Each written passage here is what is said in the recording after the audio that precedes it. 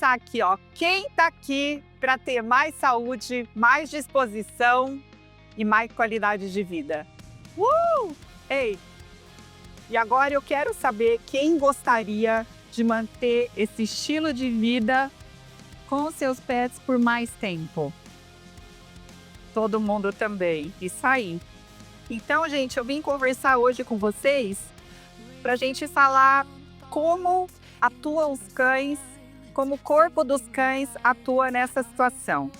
Os cães, eles não funcionam como nós. Diferente de nós, os cães, eles usam alguns mecanismos. Eles têm 3 mecanismos importantes. Os cães, eles se adaptam. Ou seja, o que é a adaptação do cão? Eles usam o corpo como um autoajuste. Eles fazem 3 mecanismos importantes. Os cães, eles mascaram a dor. Ou seja, eles não demonstram a dor. Por que eles mascaram? Os cães, instintivamente, eles são primitivos. Se eles não mascarassem a dor, 2 situações aconteceriam. Ou o predador comeria eles, ou ele seria excluído da matilha porque ia ser considerado fraco ou refúgio. Além dele mascarar, ele faz um mecanismo de compensação. A compensação física do cão acontece como um autoajuste. Ele auto-adapta o corpo, poupando os membros de algum movimento, de alguma postura que vai causar dor. Então ele faz isso de forma como autoproteção inconsciente, diferente de nós humanos que apresentamos. Mas lembrando, acompanhar o treino não significa estar tudo bem. Então eu vou conversar com vocês alguns mitos que eu vejo no meu dia a dia. O mito número 1, ele acompanha o meu treino. Mito número 2, ele não se cansa. Mito número 3, ele parece feliz. Só que não. Por esse mesmo motivo que eu falei para vocês, eles não reagem como nós. Quando nós estamos cansados, o que a gente faz? A gente para, a gente descansa, a gente respira. O cão não. O cão tá na vibe, ele tá compensando. Lembrem, o corpinho dele tá compensando. O cão, ele não para quando ele sente desconforto. Ele só para quando ele não aguenta mais. Quando ele não aguenta mais, a dor já está começando e essa lesão já está se instalando. Então, gente, esse é o pensamento que eu vejo mais comum dentro da minha clínica. Se ele acompanha meu treino, se ele corre, então está tudo bem. Não tá, porque a hora que a dor aparece, ela já está lá há algum tempo. Mas lembrem-se, dor invisível não significa ausência de dor, certo? Então, eu não sei quantos de vocês já observaram os seus cães. Se em algum momento eles brecam, eles travam, já é um sinal, um alerta que ele precisa respirar. Ou seja, alguma lesão já aconteceu, mas ele ainda quer estar lá com você, né?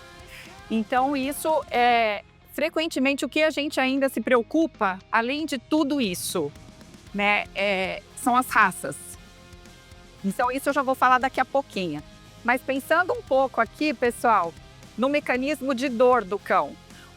Imaginem vocês tropeçam, vocês torcem o pé. Primeira coisa que a gente faz é parar. O cão não, o cão ele só quer te acompanhar. Então o que ele faz? Ele usa a pata contralateral para compensar essa dor que ele está sentindo.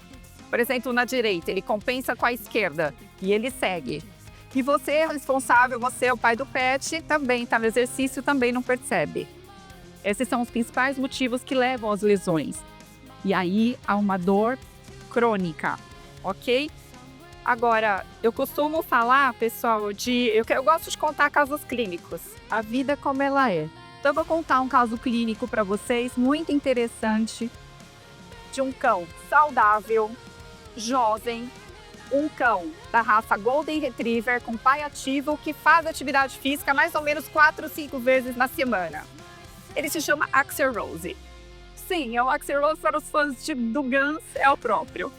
É ele, Goto. É maravilhoso. Só que o Axel Rose, o que ele faz? O Axel não reclamava, o Axel não mancava, o Axel parecia feliz. Quando que o responsável, o pai dele é o Dante, Quando que o Dante me procurou? Quando que ele percebeu que o paciente estava passando mal? Quando o Axel não conseguiu mais subir no carro. Esse foi o primeiro sinal. Mas o Axel não fala. O Axel simplesmente, ele já esgotou todo o mecanismo dele de compensação e de dor. Mas o Axel, ele não parou porque ele não quis. Ele parou a hora que o corpo dele não conseguiu mais compensar. E é essa hora que entra o nosso alerta.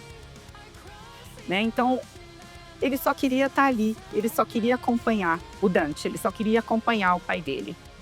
Aí, quando eu entro no diagnóstico e tratamento para esse paciente, eu preciso, o meu dever e a minha obrigação é entrar na orientação. Então, a dica que eu começo, eu faço 5 regras práticas e simples de orientação. A primeira delas, gente, procurar orientação veterinária. Antes de começar a prática física, procure o veterinário responsável da sua confiança. Se você não tiver, pode ser também um comportamentalista animal, que ele é especialista em comportamento, que vai fazer orientação, que inclusive a gente tem aqui o Daniel hoje, do Vila Canina, para dar todas essas dicas relacionadas a comportamento e ajuste dessa caminhada, dessa prática, da prática da atividade física. Então vamos lá. Primeira regra, procurar ajuda profissional, de quem realmente vai poder te ajudar, que é o médico veterinário ou o especialista em comportamento animal. Ponto número 2, comecem devagar. Quando nós humanos, a gente vai praticar uma maratona, a gente já começa nos 42K? Não.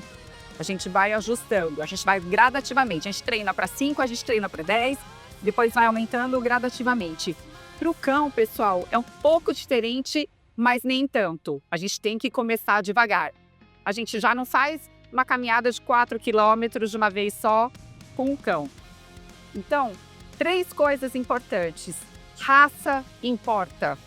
Idade importa. O tempo de atividade física importa. Não são todas dentro das idades. Vamos começar pela idade. Um cão filhote, ele tem uma conformação física, ele tem ainda um preparo físico diferente de um cão adulto e um cão idoso. Especialmente de um cão idoso, que merece muito mais cuidado e atenção. Eles têm muito mais discopatias, que são os probleminhas na coluna, dores articulares, osteoartrites, entre outros probleminhas aí ligados à geriatria. Mas, lembrando que a idade importa, a raça importa. Nem todas as raças estão aptas a praticar atividade física. Isso é um dado importante. Até que estão, contanto que vocês saibam o limite deles. E precisam ajustar. Ajustar não é forçar. Ajustar não é exigir. Ajustar é cuidar. Então, um cão salsicha, perna curta, ele não vai ter o mesmo desempenho de um border collie. Isso a gente tem que sempre ter em mente. Então, estamos falando de idade, de raça, de tempo. O tempo não significa saúde. Você não pode ficar 1h30 no sol de Bauru caminhando com o seu cão. Você tem que lembrar, temperatura corporal, eles transpiram pela língua, eles transpiram pelo coxinho, pela almofadinha. Essa almofadinha absorve 10 vezes mais o calor do que nós humanos. Então, enquanto para você está sentindo uma temperatura de 30 graus, esse cão está sentindo aproximadamente uns 40 graus o coxinho. Isso é muito importante. O descanso faz parte do treino. Descansar é quando esse cão está recuperando o corpinho dele, né? Então, eu orientando o meu paciente, eu orientando esse responsável, hoje não chama mais tutor, pessoal, não sei se vocês sabem, eu dou a nomenclatura. De acordo com o Conselho Federal de Medicina Veterinária, não é mais tutor, é responsável. Então, às vezes eu falho, às vezes eu chamo tutor, porque é a força do hábito, mas o correto é falar o responsável, o pai do pet, né? Todo mundo é mãe e pai, certo? Eles são filhos para nós. Então, eu orientando o Dante, eu expliquei para ele, né, que o Axel, ele precisou, falhou um mecanismo de compensação para ele demonstrar essa dor. Né? Então, foi uma dor silenciosa que gerou uma lesão.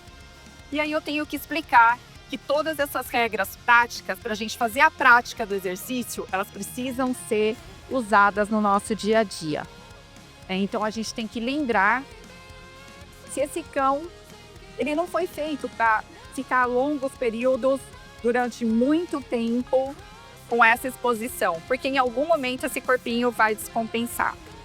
Então, gente, conversando hoje só pra gente ver o que vocês fariam de diferente do que vocês fazem hoje. Alguém quer comentar? Alguém quer falar para mim?